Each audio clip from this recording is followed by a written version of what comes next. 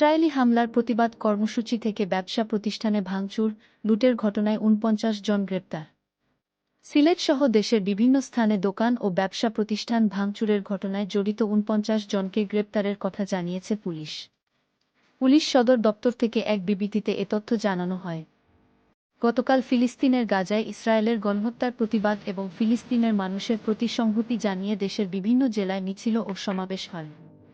এসব কর্মসূচি থেকে কয়েকটি জেলায় কেএফসি, পিৎজা হাট, বাটাসহ ১ ডজনের বেশি ব্যবসা প্রতিষ্ঠানে হামলা, ভাঙচুর ও লুটপাটের ঘটনা ঘটে।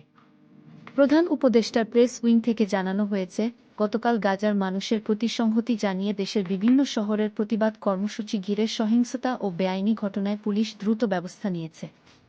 ওইসব ঘটনায় জড়িত অন্তত ৪৯ জনকে গ্রেপ্তার করা হয়েছে।